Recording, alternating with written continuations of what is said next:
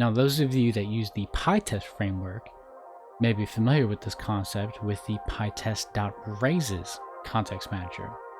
And that's where I took a good amount of inspiration for this particular context manager. It was a very simple version of the one that's implemented within pytest.raises.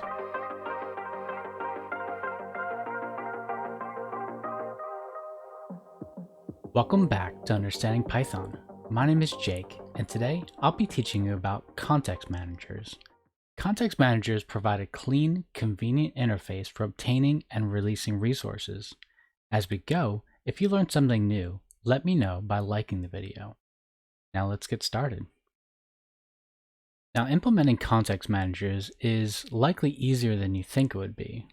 All you need to do to your class is to implement the magic methods enter and exit.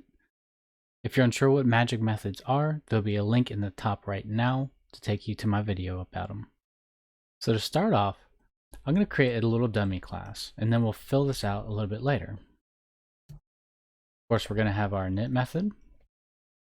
I'm just going to fill everything in with pass. Then we need a Dunder enter method. Again, we'll just pass that. And then a Dunder exit method. And before I start writing any code, let's break down what each of these methods is going to do. So init really isn't changed from normal classes. This is where we do the initial setup of the class itself. So this will be things like storing variables or doing initial checks, things like that. Make sure that we're in a good state. The Dunder enter method is what's going to run before we return any kind of resource with our context manager. And Dunder exit is what runs when we move out of the context of the context manager. To show what I mean by each of these parts, let's use a context manager that we've demonstrated before. And that's one that's very commonly used. And that is with open. Here we'll put some kind of file name, just test.txt. Open it in write mode because it doesn't exist. This open method here is a context manager. And the way you can tell it's a context manager is because we're using the with statement. So we're saying with open, then the arguments to open as f. So what is returned by the enter statement for open is going to be stored as this f variable. Then we're going to use that within the context of the context manager, meaning anything that's under the indentation of the context manager. So we could remain on this line, say, add a few more writes if we wanted to. We could even flush it if we really wanted to do that as well. But these three lines are under the context of the context manager itself. It isn't until we move out of that scope or that context that the exit method is called.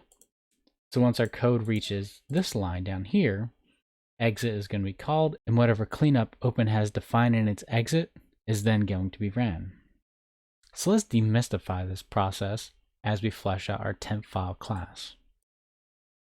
So first, let's define what I want to do with this class. Since it's called temp file, what I'm wanting is a context manager that can give me a random file on disk that I can do things with it. And then when I leave the context manager, it just cleans it up. Now, a good optional argument in here would be to specify a particular file name. So right away, I can add an argument to the init called file name and set it initially to none. Since this is more of a lesson on context managers, the specific implementation details aren't as important for what I'm going to put in the init. So I'll flesh that out real quick and bring you back in when I'm done.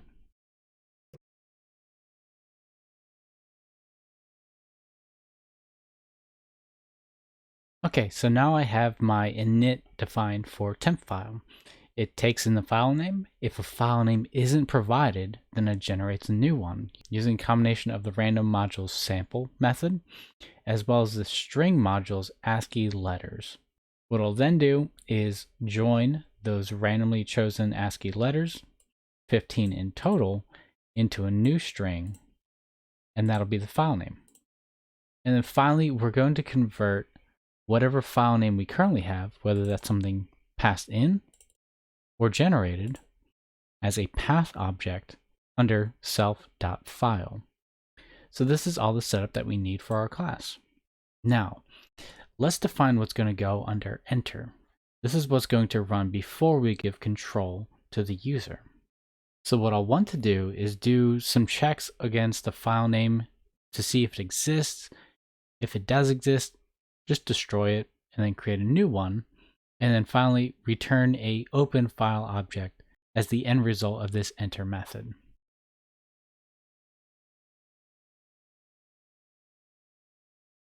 Okay, our enter method is now defined.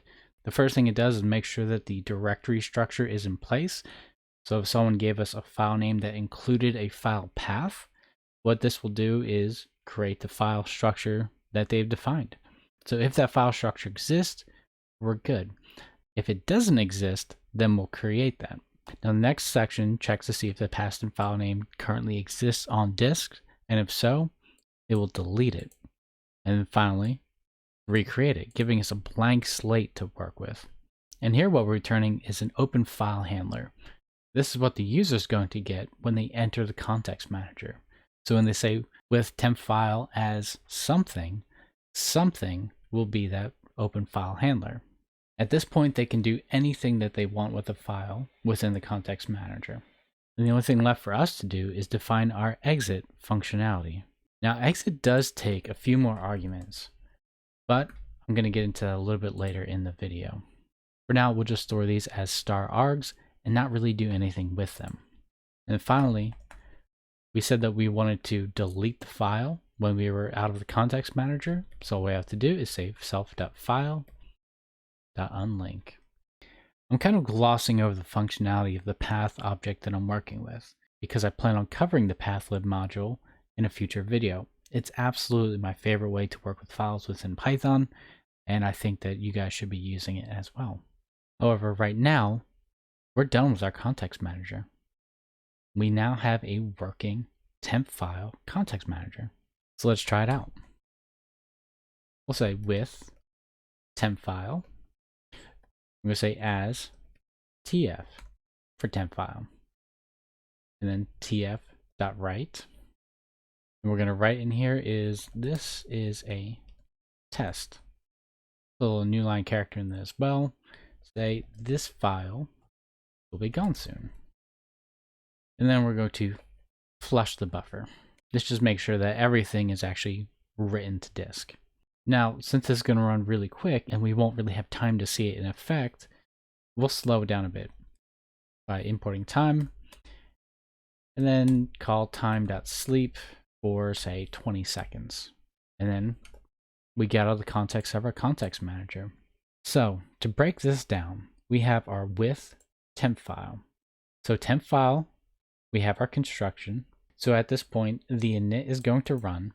It's going to see that we didn't pass in a file name. So it's going to create a new file name with 15 characters and then store that file name to self.file. As we're entering the context manager, we call this enter method here as well.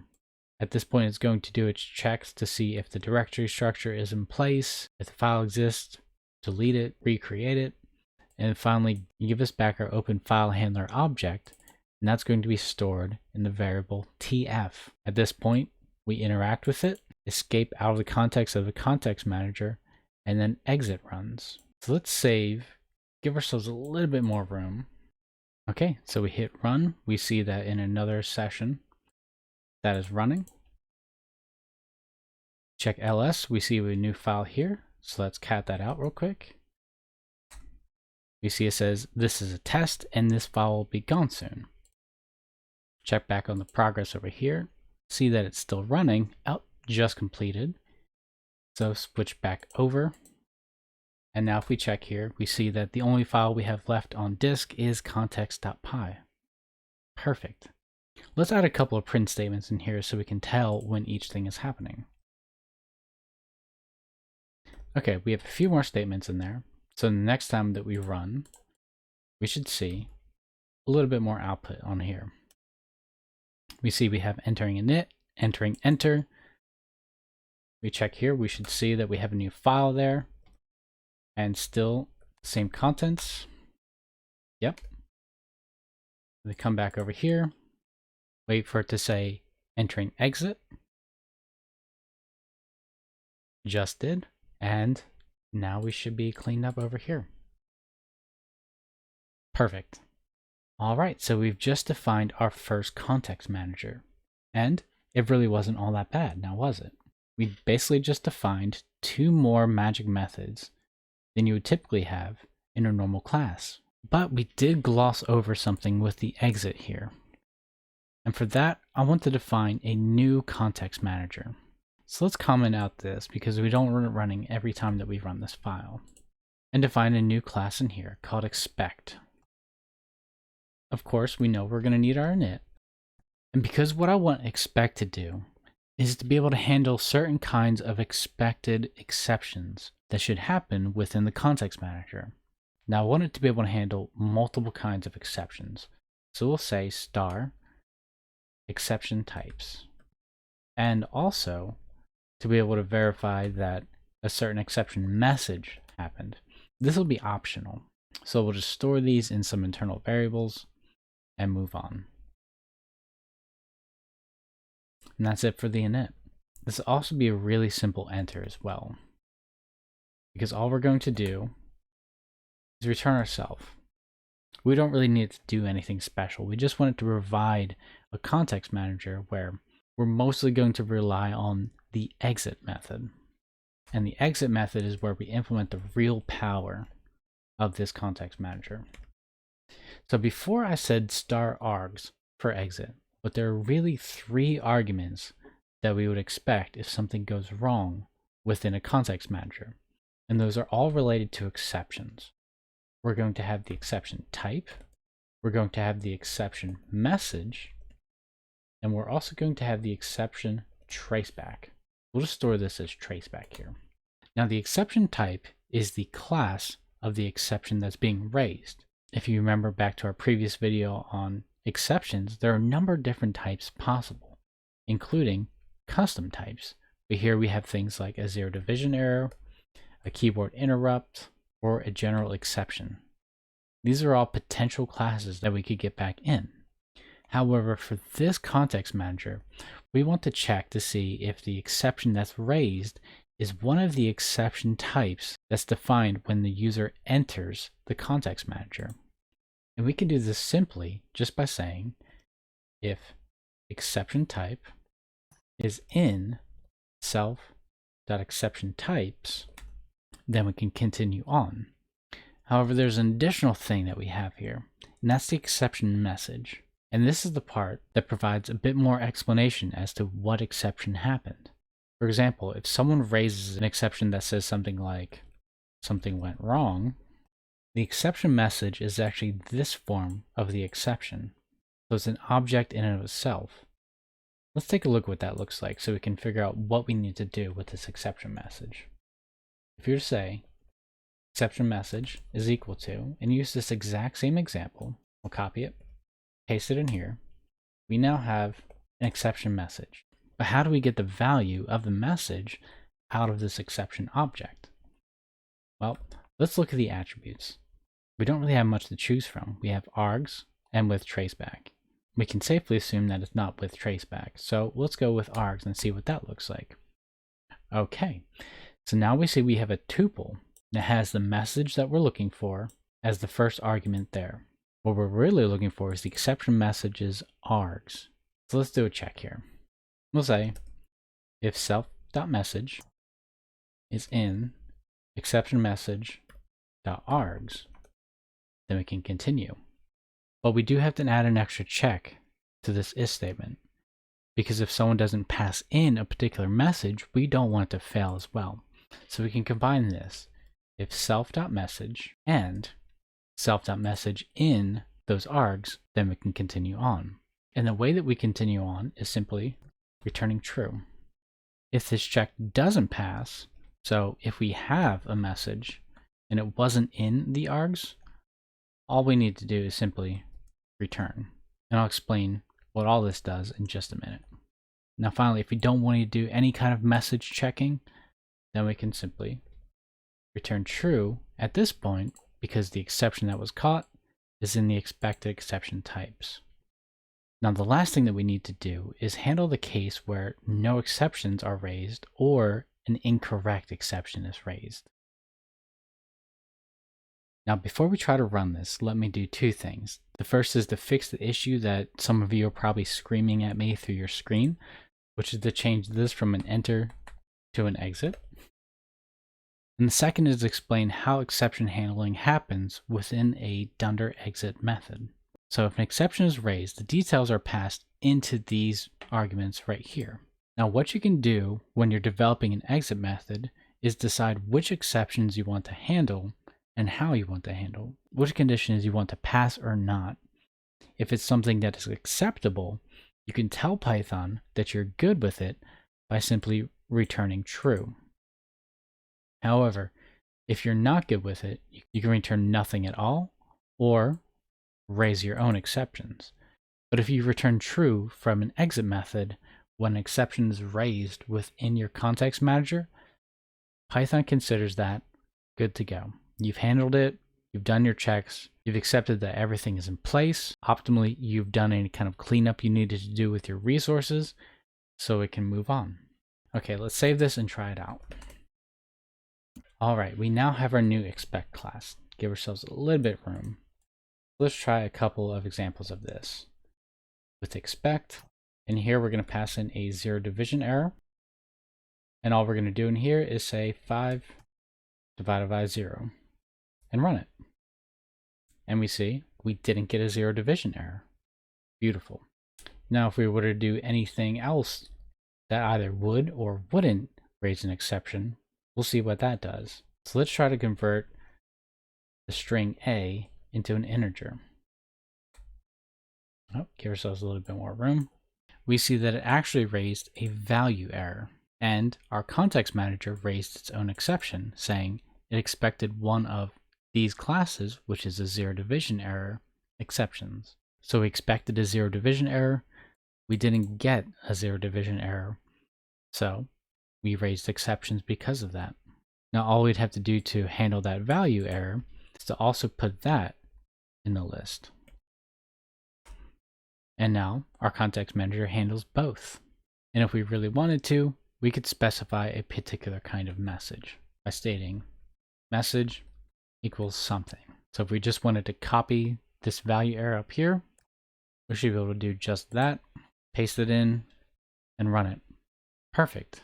Now if we were to modify this in any way, say change that A to a B, we now get an error raised. So we can be very exact with the kind of exceptions we want to handle with this expect class, even down to the exact message that needs to be raised by an exception. Now those of you that use the PyTest framework may be familiar with this concept with the pytest.raises context manager. And that's where I took a good amount of inspiration for this particular context manager. It was a very simple version of the one that's implemented within pytest.raises.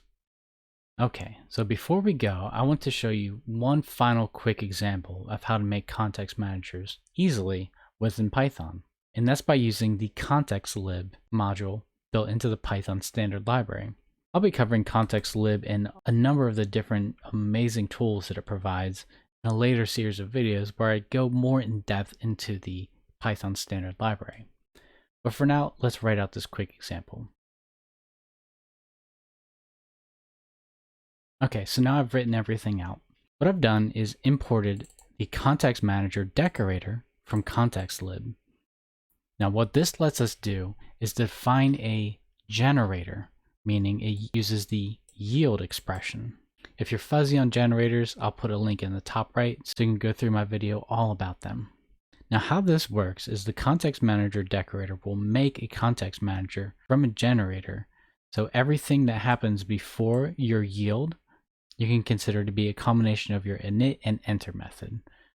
So we are yielding this resource here, which is simply just a list that says this is a complicated method. And that's what's going to be provided to the user. So they can say with expensive resource as resource, and they'll get back this right here.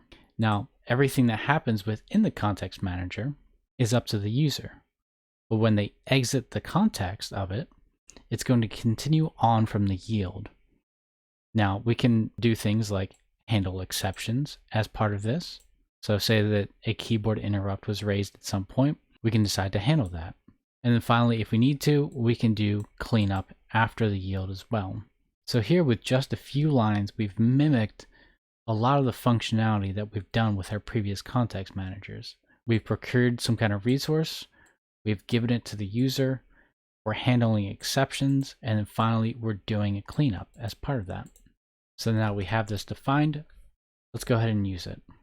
We have with expensive resource as res, can print this out, and then exit the context manager. And we see it printed out that list saying this is a complicated method. Now, as part of the cleanup, it should have modified res. And we see afterwards, res is equal to cleaned up. Beautiful.